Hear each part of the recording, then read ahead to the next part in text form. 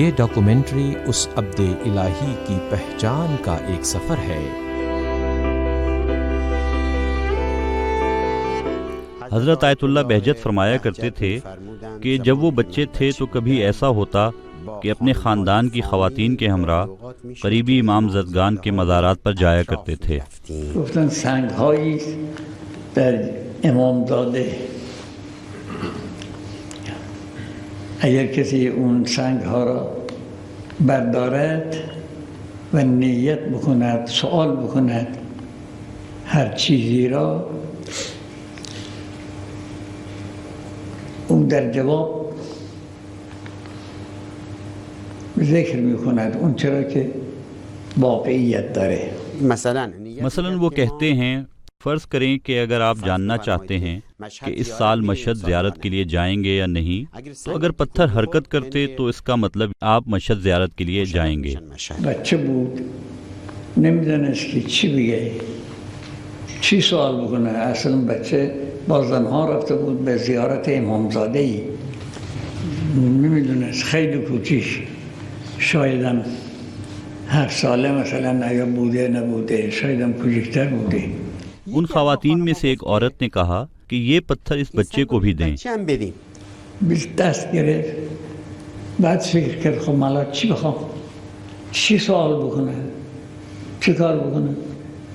بچه بود خب نمیدونست چی بکنه چی نکنه. اس سے پہلے کہ وہ کوئی ایسی بات کریں یا پتھر مجھے دیں، میری کوئی نیت نہ تھی، کیونکہ میں نہیں جانتا تھا کہ مجھے بھی دیں گے۔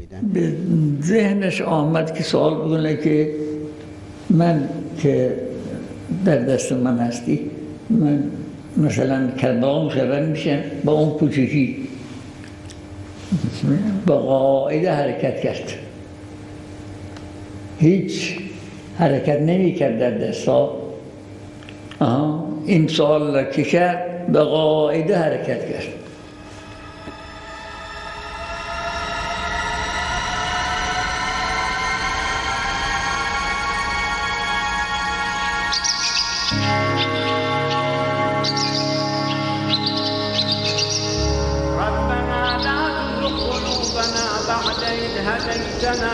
وهب لنا من لدنك رحمة إنك أنت الوهاب۔ دوسری منزل کربلا۔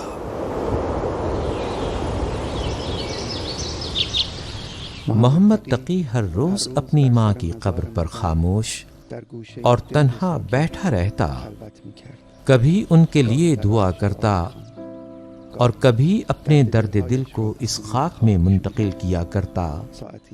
کئی گھنٹے خاموش اور تنہا رہتا، کبھی کبھی مرزا بھی اس کے ہمراہ ہو لیتے۔ محمد تقی نے اکثر باتیں اپنے باپ سے سیکھی تھیں، لیکن یہ ماں کی مٹی سے انس، ایک کبھی نہ مٹنے والا جاں احساس اسے مضطرب کیے رکھتا۔ کیا ایسا ہو سکتا ہے کہ یہ محبت کم ہو جائے، حتیٰ کہ اگر اولاد نے اپنی ماں کو نہ دیکھا ہو یا اس کی کوئی دھندلی سی تصویر اس کے ذہن میں ہو؟ انہی دنوں میں سے ایک دن جب محمد تقی ماں کے مزار پر پہنچا تو شوق کے ملاقات میں زانو طے کیے اور اپنے آپ کو گرا دیا۔ ماں مرضیہ کے جانے کے دن سے لے کر آج کئی سال بعد تک جو غم و رنج دل میں تھا سب کا اظہار کر دیا اور آنسوؤں سے چہرہ بھیگ گیا۔ قبر کی حالت بھی خراب ہو گئی، کوئی چیز بھی اپنی جگہ پر نہ تھی، نہ محمد تقی کا خاموش و تنہا گوشہ دل، نہ ماں اور نہ قبر کی مٹی۔ ظاہراً وہ قبر نہ تھی، انہیں امانتاً سپرد کیا گیا تھا۔ اس زمانے میں قبر نہیں بنائی جاتی تھی، کیونکہ اگر وارثین کی نیت ہوتی کہ اسے عتبات عالیہ لے جائیں گے یا کربلا یا مشہد یا کسی دوسری جگہ دفن کریں گے تو جسد کو سپرد کر دیا جاتا تھا۔ باپ نے محمد تقی کو نہ بتایا تھا کہ وہ چاہتے ہیں کہ مرضیہ کے جسد کو کربلا بھیجیں۔ مرزا نے ماں کے ساتھ ان کی روزانہ کی خلوت اور راز و نیاز کو دیکھا تھا اور اچھی طرح جانتے تھے کہ ماں کی جدائی ان کے لیے کس قدر مشکل ہے۔ السلام من اللہ علیک یا ابا عبداللہ، یعنی چی؟ یعنی معذونم در این که تحیت الله و سلام الله را بدهم به ابو عبدالله. میدانم که خدا راضیه که من تحیات او را بدهم به او. پرواز کرنے اور بلندی پانے کا شوق محمد تقی کے لیے ایک بلند افق رکھتا تھا. فومن اس کا احاطہ نہیں کر سکتا تھا. کوئی جذبہ و احساس انہیں دیار غیر کی طرف بلا رہا تھا. وہ پردیس جسے انہوں نے کئی سالوں سے کربلا والوں کے عزا میں لکھے جانے والے مرزا کے مرثیوں میں دیکھا تھا اور اس سے آشنائی رکھتا تھا. مرضیہ کے کربلا چلے جانے کے بعد اب محمد تقی کے لیے ٹھہرنا بہت مشکل ہو رہا تھا، کیونکہ کئی سالوں سے کربلا کا شوق ان کے دامنے گیر تھا. زیارت کا شوق بھی اور مجاورت کا ارادہ بھی تھا، لیکن وہ اپنے والد سے کچھ نہ کہتے تھے. یوں لگتا تھا کہ جیسے کسی علامت یا اشارے کے انتظار میں ہیں. اب ماں کے چلے جانے کی وجہ سے ان کا دل کرتا تھا کہ ہر بات کو جناب مرزا سے کہہ دیں. شاید اس بے قراری کا شعلہ جناب شیخ احمد سعدی کی شاگردی اختیار کرنے کی وجہ سے روشن ہوا تھا. ایسے استاد جو حوزہ کربلا و نجف اور بلند پایا اساتذہ کے دروس کا مزہ خوب چکھ چکے تھے، جو کچھ بھی تھا چاہتے تھے کہ چلے جائیں. محمد تقی کا دل چاہ رہا تھا کہ وہ کربلا کا سفر کرے. جناب مرزا بھی اپنے بھائی کے ذریعے محمد تقی کو بھیج سکتے تھے، لیکن پھر بھی ان کا دل راضی نہ ہو رہا تھا. کبھی جناب مرزا راضی ہو جاتے، لیکن پھر فوراً فیصلہ واپس لے لیتے. وہ محمد تقی کو اپنے دل سے دور نہیں کر سکتے تھے، لیکن وہ اچھی طرح جانتے تھے کہ محمد تقی کا دل اداس ہو چکا ہے.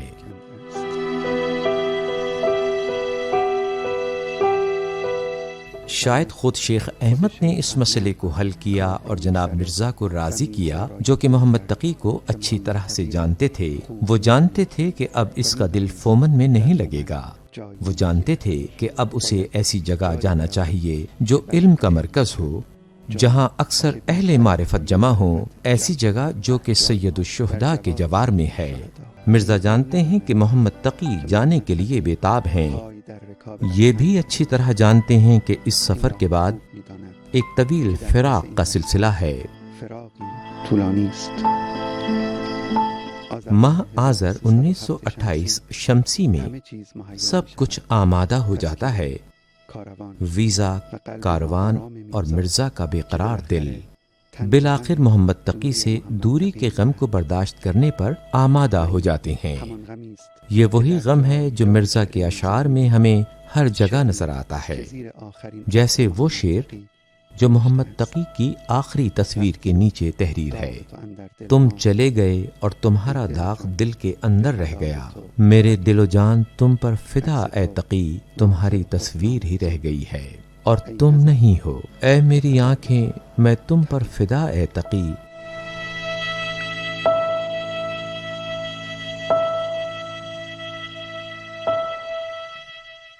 جمعے کے دن جب پہلی صبح محمد تقی نے اپنے چاچا کے ہمراہ سید الشہداء علیہ السلام کے حرم مبارک میں قدم رکھا تو حرم کے کنارے بنے ہوئے چھوٹے رواق میں ایک بزرگ شخص کی نماز جماعت کو دیکھا، جس کے پیچھے بہت کم لوگوں نے اقتدا کر رکھی تھی. وہ شخص بہت پرکیف اور مگن حالت میں سورہ جمعہ پڑھ رہا تھا.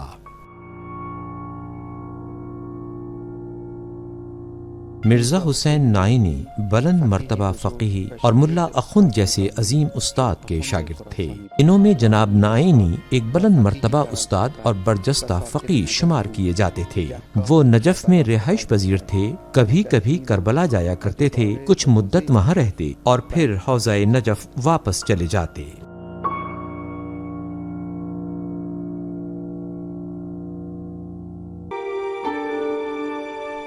ان کے لیے ہر چیز نماز کے ساتھ شروع ہوئی. یوں لگتا تھا کہ ان سالوں میں ان کے لیے جو کچھ بھی واقعہ ہوتا اس کا سلسلہ نماز کے ساتھ جڑا ہوا ہوتا تھا. شروع میں حاج شیخ احمد کی نماز کے مجذوب ہوئے، پھر بعد میں کربلا میں شیخ نائینی کی نماز کے حالات نے اس میں اضافہ کیا.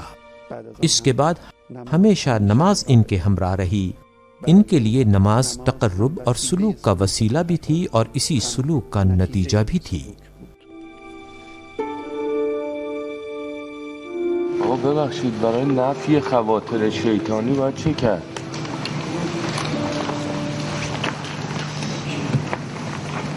در نماز باید ملتفت باشد که خواطر شیطانی کار نکنه، سایر اعمال تابع نماز میشه. مختلف حوالوں سے میں نے کئی مرتبہ جب ان سے رہنمائی چاہی تو انہوں نے فرمایا نماز. کیوں؟ اس لیے کہ نماز کی خاصیت بلندی عطا کرنا ہے. نماز مومن کے لیے معراج ہے.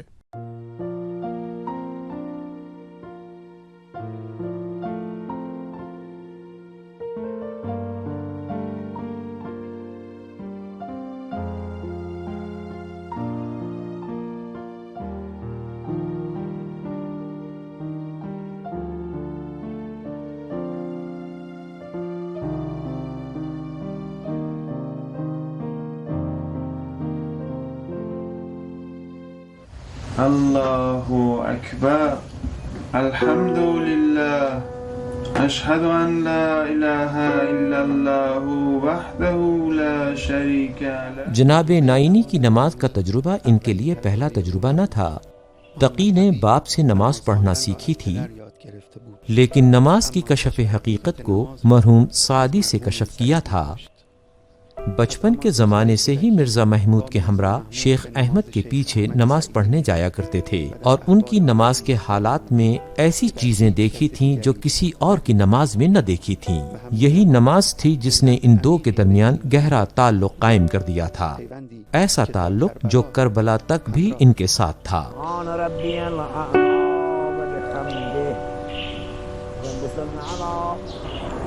نماز بلندی ہے، ایسی بلندی جو روح کے لیے آسانی پیدا کرتی ہے لیکن جسم کے لیے سختی پیدا کرتی ہے. روح شہود کی شادمانی میں غرق ہے لیکن بدن اس بلندی کی طرف پرواز کی طاقت نہیں رکھتا. بزرگان میں سے ایک سے منقول ہے کہ نجف میں اور آقا بہجت ایک ہی مدرسے میں رہتے تھے. بعض دفعہ وہ مجھ سے کہتے کہ کبھی کبھار جب میں نماز پڑھتا ہوں تو 3 دن تک میرے جسم میں درد رہتا ہے اور ٹوٹتا ہے.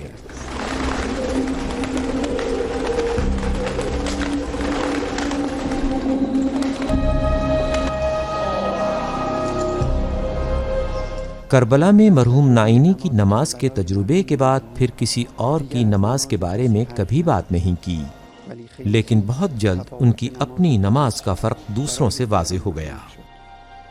20 سال کے جوان تھے جو دوستوں کے اجتماع میں، زیارتی سفر میں، حتیٰ بڑی عمر کے لوگوں کی موجودگی میں یا مشہور و صاحب نام افراد کی موجودگی میں بھی امامت نماز کی ذمہ داری ان پر ہوتی.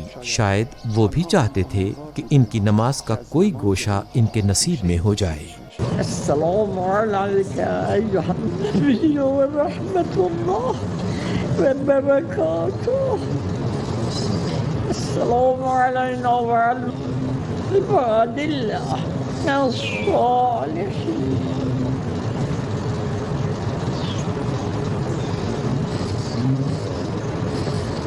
السلام علیکم ورحمۃ اللہ وبرکاتہ.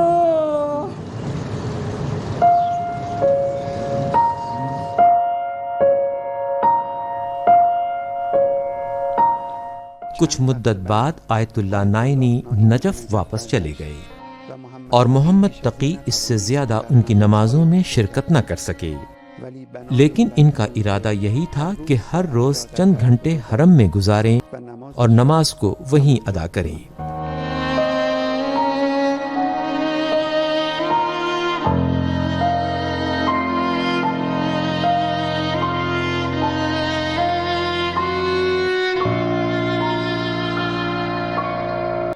ایک سال بعد جب وہ سن تکلیف کو پہنچے تو چچا کے گھر کو چھوڑ کر مدرسہ باد کبئی میں چلے گئے. کربلا کے مشہور مدارس جیسے ابن فہد حلی، خطیب بقع حسن خان میں سے اس مدرسے کا انتخاب بے شک باد کبئی کے مدرسے میں شیخ جعفر حائری کی موجودگی مؤثر تھی. مؤثر بوده است.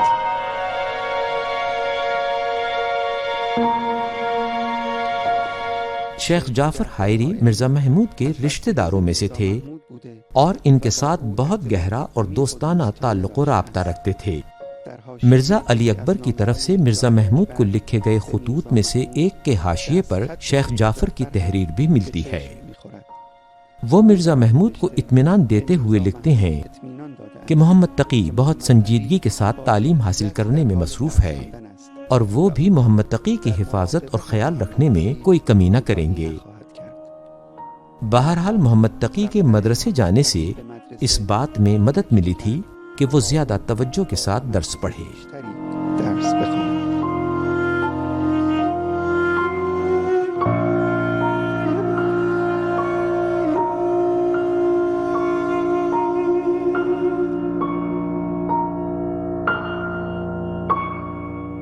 وہاں کربلا میں بہت محنت اور توجہ کے ساتھ کتابوں کو پڑھتے رہے۔ وہ قائل تھے کہ اگر کوئی کسی کتاب کو پڑھے تو اسے یوں پڑھنی چاہیے کہ جب کتاب ختم ہو جائے تو وہ کتاب کا استاد ہو، اور اگر اس کا استاد نہیں ہو سکتا تو پھر سے دوبارہ پڑھنا شروع کر دے۔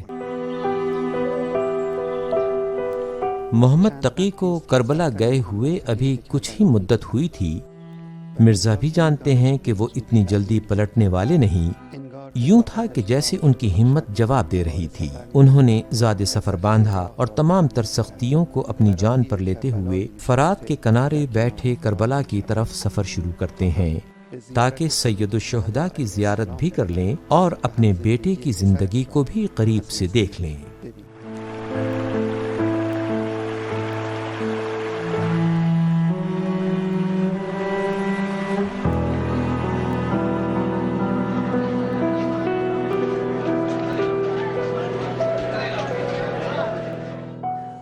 حاج عقائل جعفر حائری وہاں تھے، جو کہ قبلہ محترم کے والد سے دور کی نسبت بھی رکھتے تھے۔ انہوں نے اسی سفر میں جس میں قبلہ محترم کے والد زیارت اور اپنے بیٹے کو ملنے کے لیے کربلا آئے تھے، وہ قبلہ محترم کو عمامہ پہناتے ہیں اور انہیں معمم کر دیتے ہیں۔ محمد تقی کو کربلا گئے ہوئے تقریباً 2 سال کا عرصہ گزر گیا تھا اور اب انہوں نے رسمی طور پر لباس روحانیت پہن لیا تھا، لیکن اب فومن کے بارے میں وہ سنجیدہ طور پر سوچنے لگے تھے، اس کے بارے میں پریشان تھے۔ اسی پریشانی کو یوں یاد کرتے ہیں کہ جب ہر روز سید الشہداء کی زیارت کے لیے حرم مبارک میں جایا کرتا، دعا میں حضرت علیہ السلام سے چاہتا کہ تحصیل علم کے ساتھ تہذیب نفس اور معنوی معرف کو کسب کرنے میں میری مدد فرمائیں۔ یہ خواہش اگرچہ ان کی ہر روز کی زیارت و دعا میں ذکر ہوتی تھی، لیکن اس کا جواب ملنے تک اور کسب معنویت کی اجازت ملنے تک انہیں کچھ مدت صبر کرنا تھا۔ اس پر سلام، جس دن وہ دنیا میں آیا اور جس دن وہ مر جائے گا، پھر جس دن اسے اٹھایا جائے گا۔ سورہ مریم کی آیت 15، اور یہ سفر جاری ہے۔ مدرسہ باد گبئی کی راتوں میں محمد تقی آسمان کے راستوں پر نگاہیں لگائے رہتے اور کسی بلال کا شوق سے انتظار کرتے کہ شاید کوئی اس راستے سے آئے اور اسے بھی اپنے ساتھ لے جائے۔